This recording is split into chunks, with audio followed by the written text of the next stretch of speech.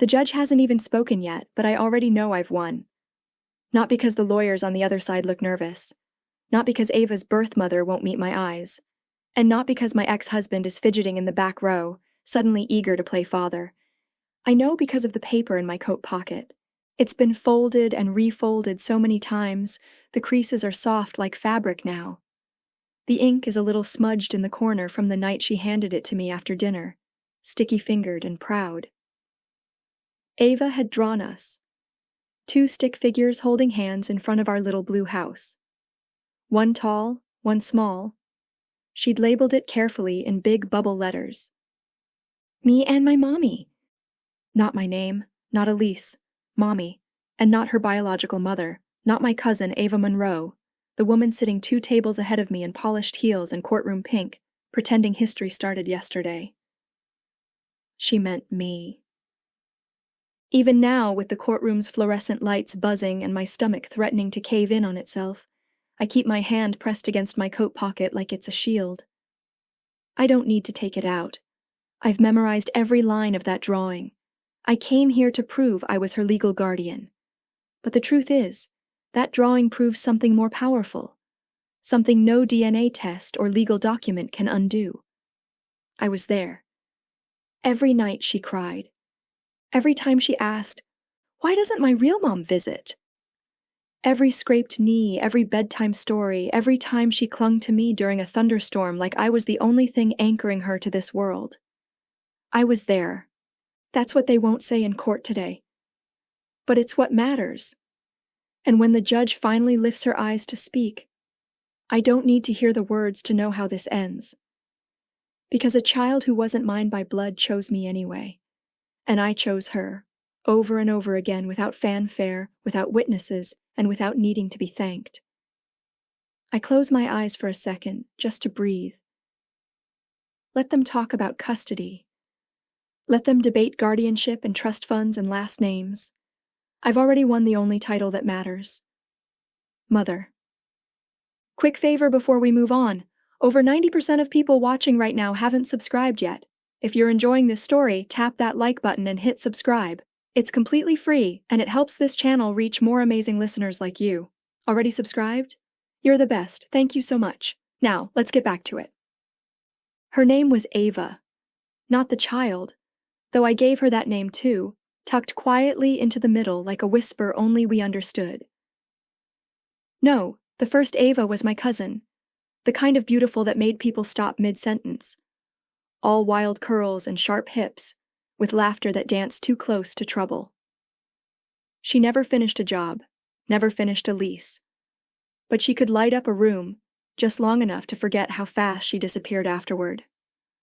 When she got pregnant at 20, no one was surprised. Not really.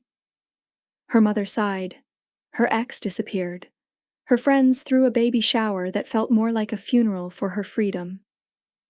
I was 28, working at the county library, living in a modest 1-bedroom with blue curtains and hand-washed mugs. I liked quiet things, dog-eared novels, grocery lists, hot tea on the porch. I had never asked for a child. But one day she showed up on my steps barefoot, a cardboard coffee cup in hand, and a swollen belly under a faded Nirvana tee. She said it like a joke. "You'd be a better mom than me." I didn't laugh. She wasn't wrong. She didn't talk about baby names or sonograms. She talked about Europe, about hostels and late trains and how babies ruined everything. "You're stable," she said, as if it were both an insult and a plea. The first time I held Ava, she was 5 hours old. I hadn't planned to be there, but my name was on the emergency contact form. No one else came. She was small, furious, and wrinkled like an old man. But her eyes opened just once, and in that moment I felt something unravel and tighten all at once in my chest. 3 weeks later, Ava Sr. left a diaper bag on my front step with a folded note and a check for $200. The note said, "You're better at this." That was it. No lawyer, no court, just a signature and an empty driveway. I never saw her again, not for a long time. There were no official papers. Just a makeshift guardianship form we'd filled out together at the hospital, notarized by a woman at the pharmacy who had known my mother. Just in case, she'd said. I wasn't even sure if it would hold up in court, but I clung to that form like it was armor, because even without it, I had something stronger. I had presence. Presence at 3 a.m., presence for first steps and late fevers and preschool open houses.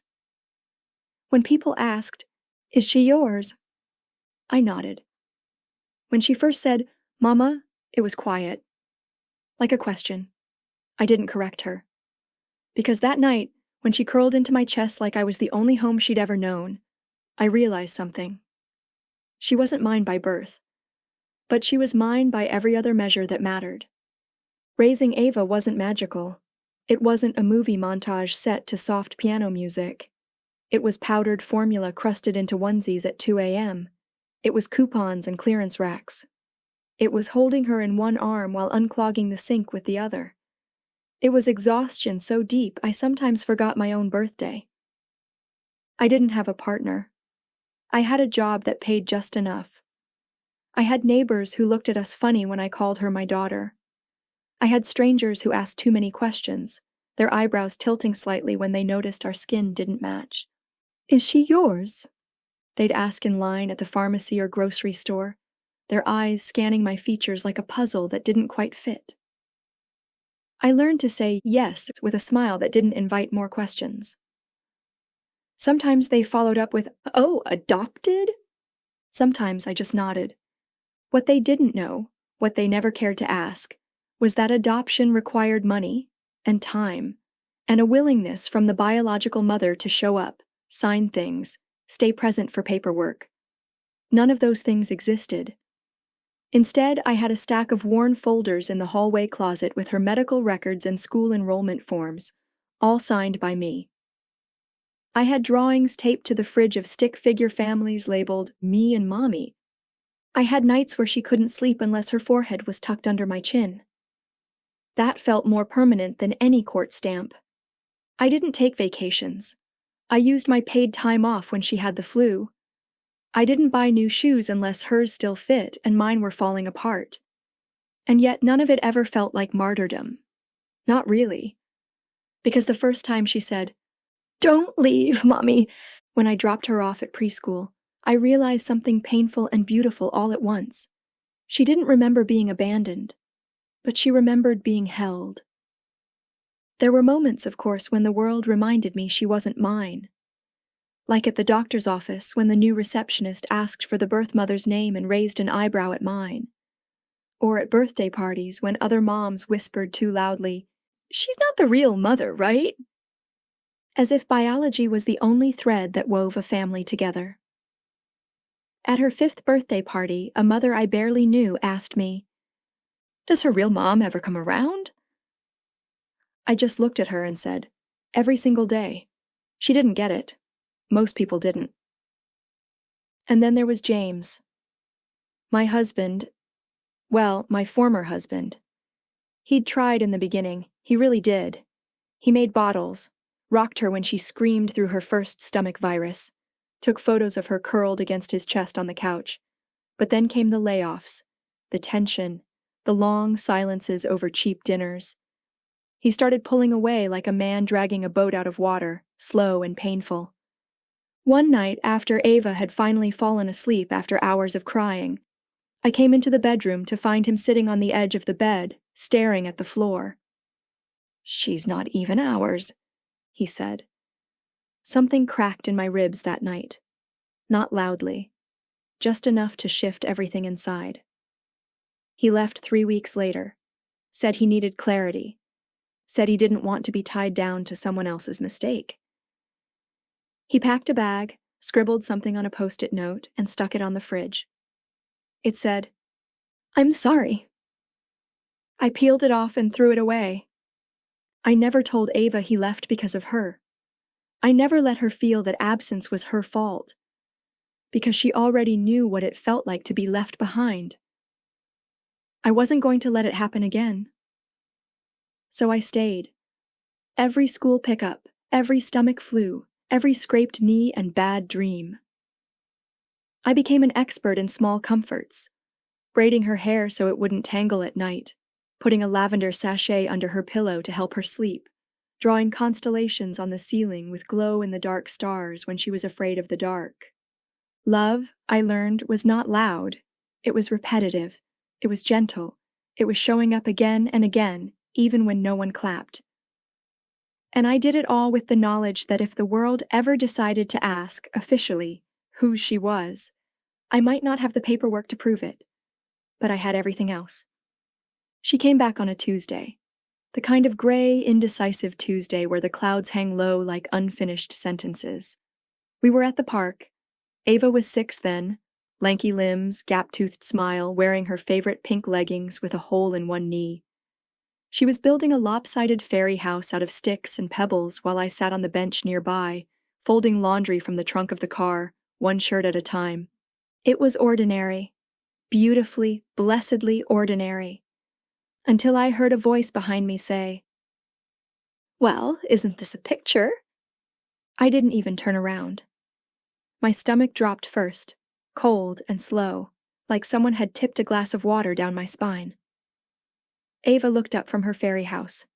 Her face scrunched, not in recognition but confusion.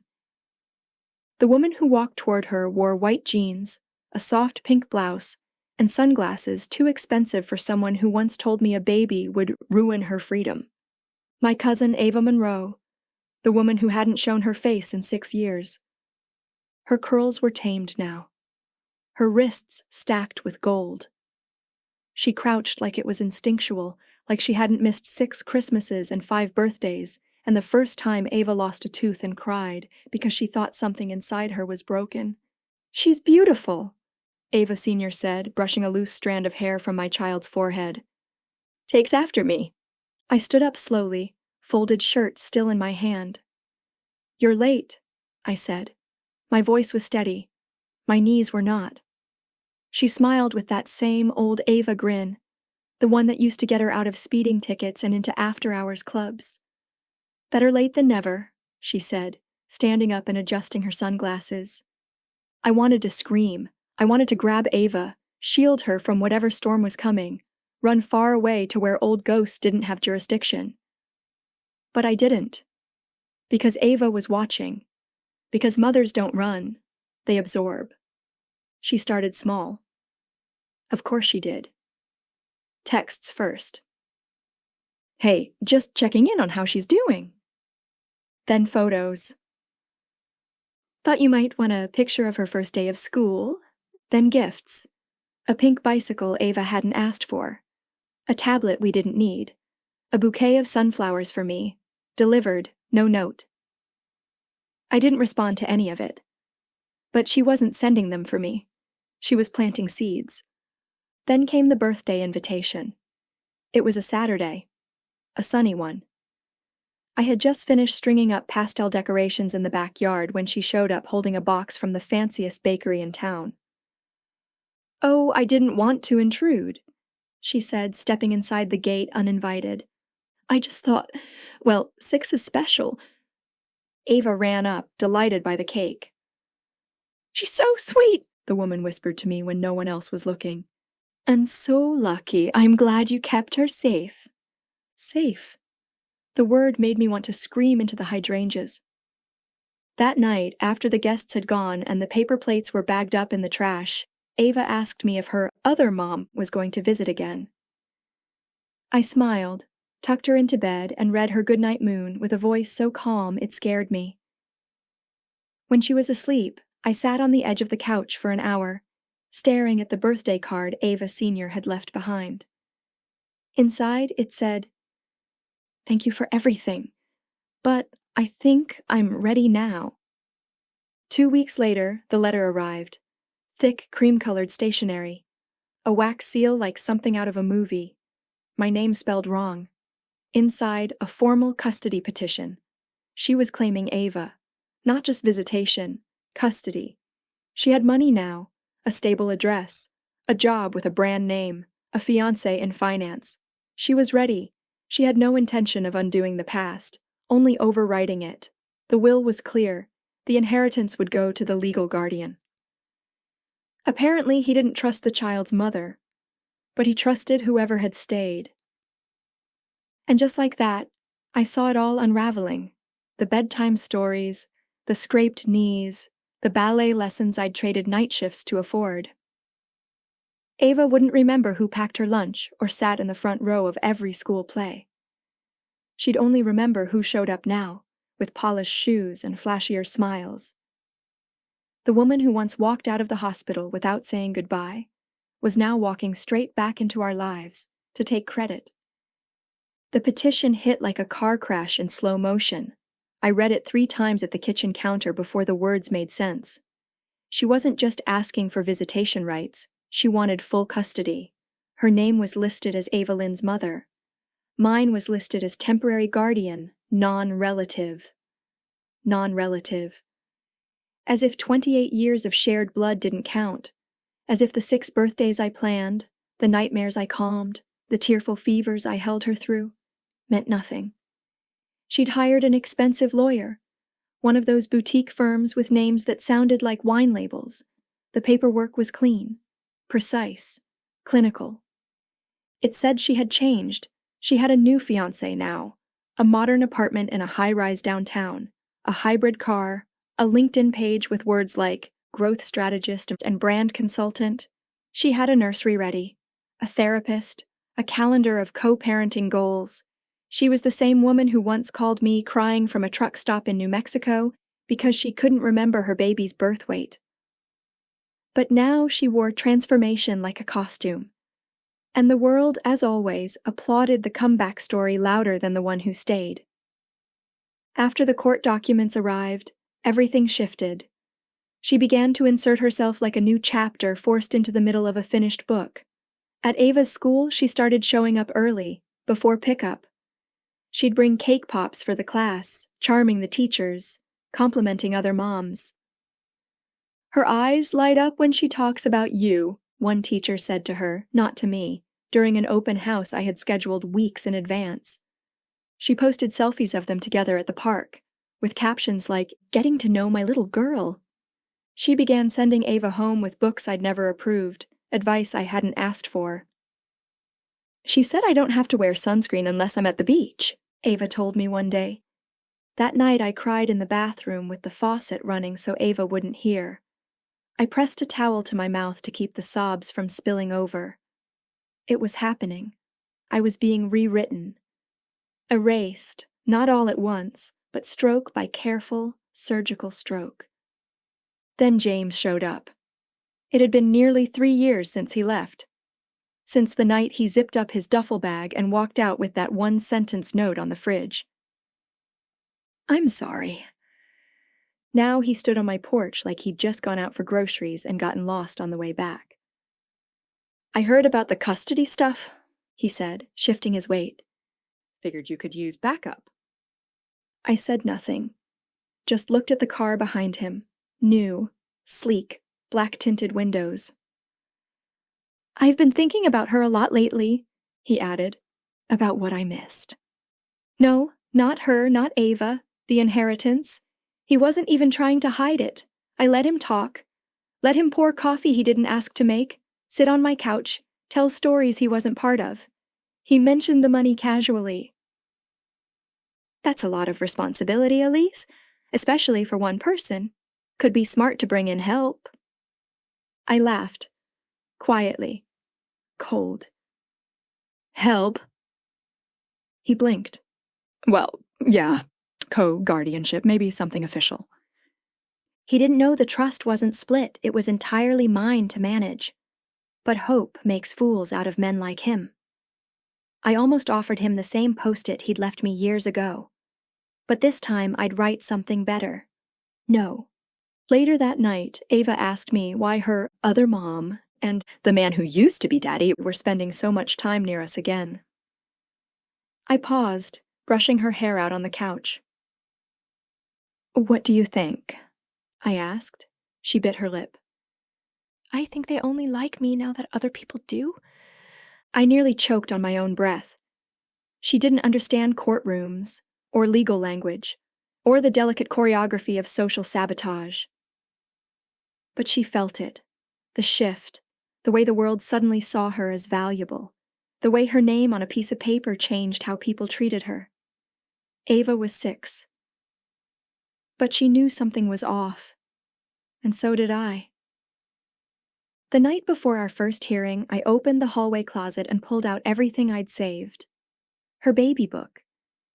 The first painting she made in preschool, just streaks of red and yellow and a big smiley face in the corner. The adoption papers that were never filed. The guardianship form, barely legal but notarized all the same. A letter Ava Sr. wrote on a diner napkin the week she left.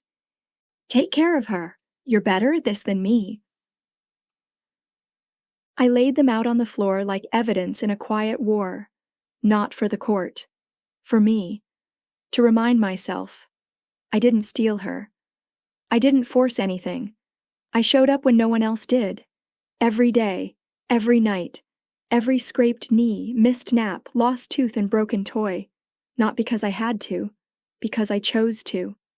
And that, I realized, was the one thing they could never fake. The courtroom is beige and quiet and too cold, like someone designed it to bleach the emotion out of justice. The walls hum with silence, like everyone's afraid to be the first to breathe wrong.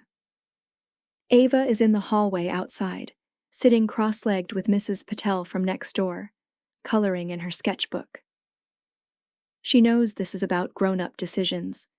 She does not know she is the subject of them.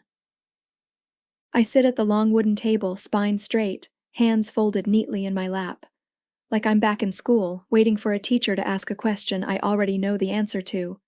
Across from me sits Ava Sr., perfect hair, pale pink suit, nervous smile rehearsed in a mirror.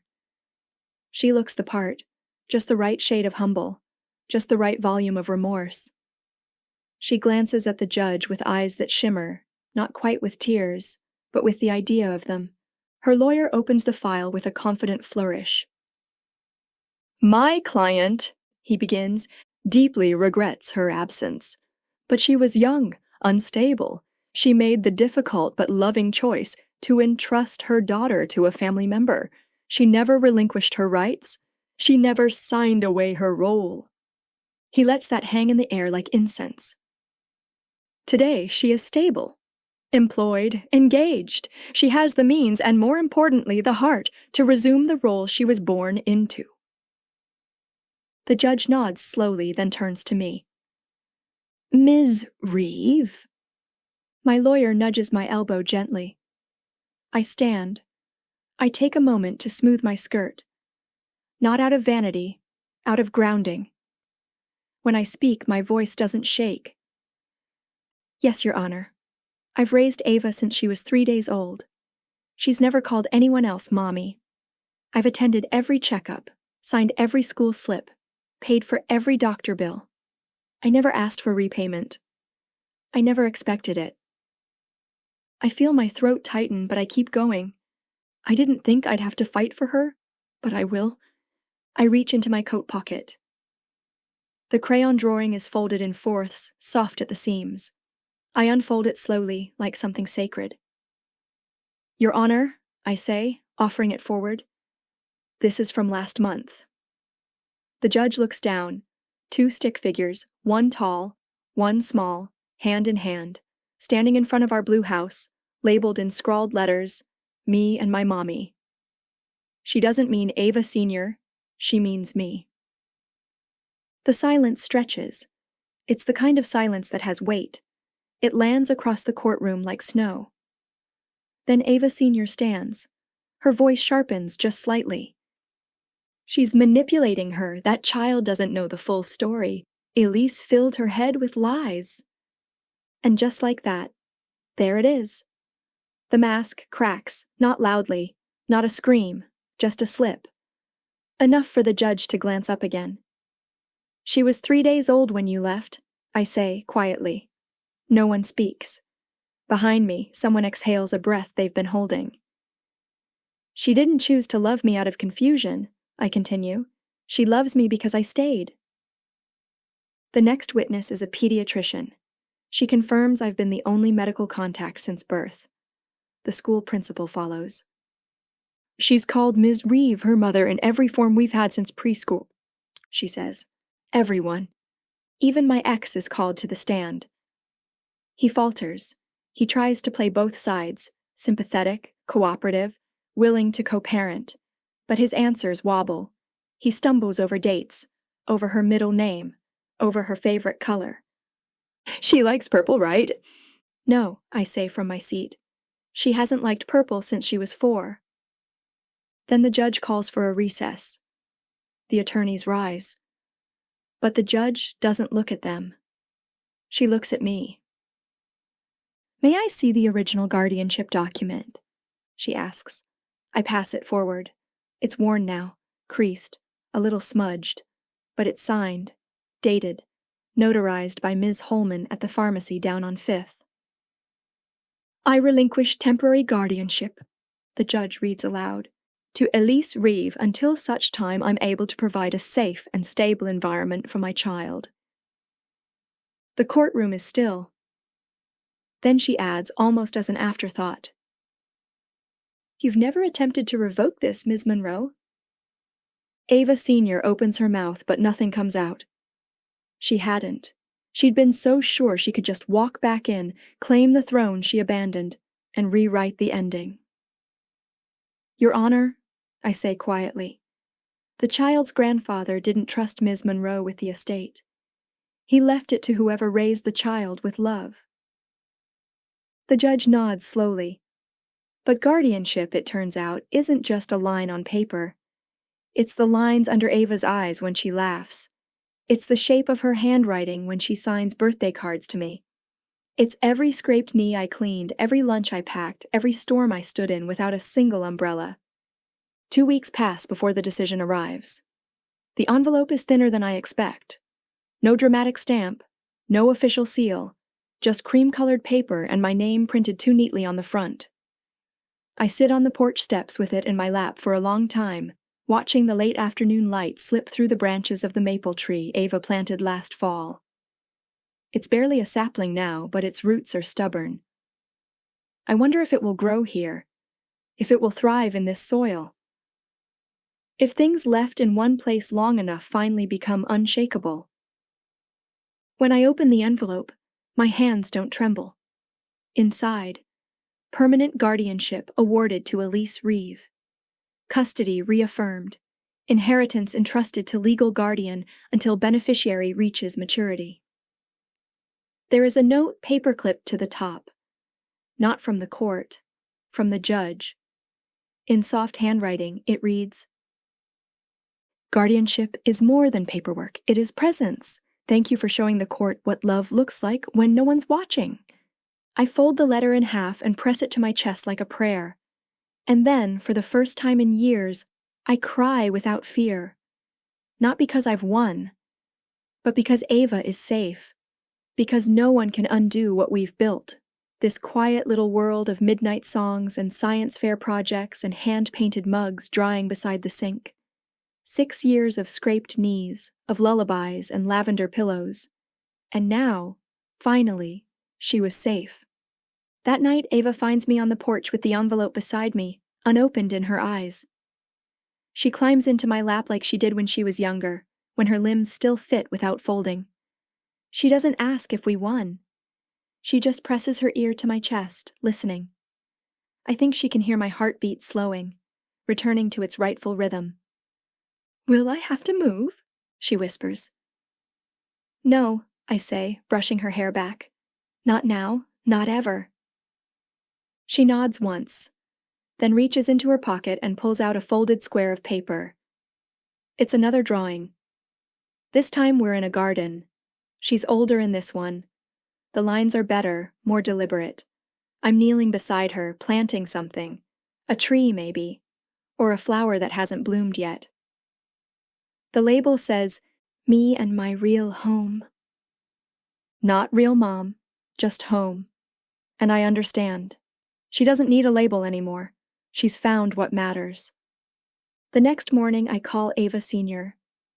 I don't owe her anything, but I want to end this cleanly. She answers on the second ring. Hello? Her voice is softer now, smaller. I just wanted you to know, I say. The court made a decision. I figured, she says. Your lawyer didn't return my messages.